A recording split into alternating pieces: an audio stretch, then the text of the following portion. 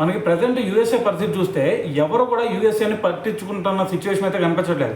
అటువైపు రష్యా చూసుకున్నా, ఉక్రెయిన్ చూసుకున్నా, ఇరాన్ చూసుకున్నా, ఇజ్రాయెల్ చూసుకున్నా, ఎవరైనా సరే యూఎస్ఏని పట్టించుకున్న సిచ్యువేషన్ కనిపించట్లేదు. అయితే మరి మన ఇండియా పరిస్థితి చూస్తే సో ఇండియాకి అలాగే అమెరికాకి మధ్య కూడా ఎప్పుడైతే మనకి ట్రంప్ వచ్చాడో అప్పుడు ట్రంప్ వచ్చినప్పటి నుంచి కూడా సరైన సత్సంబంధాలు కోల్పోతున్నాం అనిపిస్తుంది. సో మరి అందుకని చెప్పేసి మరి మన మీద ఏదైనా సరే యూఎస్ఏ తోక జాడితే మనమేం ఊరుకునే బ్యాచ్ కాదు కదా ఇండియా. సో మరి మనం వాళ్ళు ఏది చేసినా సరే ఊరుకునేటట్టు అంటే ఇండియా ఆ పరిస్థితులు అయితే లేదు. సో అందుకని చెప్పేసి మనకి రీసెంట్గా చూసుకుంటే ఇది యూఎస్ఏకి అలాగే చైనా వీళ్ళిద్దరు కూడా మంచి బద్ధ శత్రువులు కదా. సో మరి ఇప్పుడు ప్రజెంట్ చైనాతో మన ఇండియా కలవబోతుందేమో అనిపిస్తుంది. ఎందుకంటే రీసెంట్గా వాళ్ళ టూరిస్ట్ వీసాలను కూడా మన వాళ్ళు అనుమతించడం జరుగుతుందన్నమాట.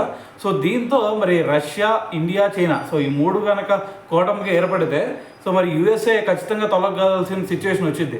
సో మరి ఏదైనా సరే మనకి ఈ కూటమి ఏర్పడిద్దా అంటే మరి చూడాలి. మనకి చైనా మరి అంత నమ్మశక్యంగా ఉండిద్ది అయితే అంటే మనమైతే అనుకోం కాబట్టి సో చూద్దాం ఏం జరిగిద్ది అనేది.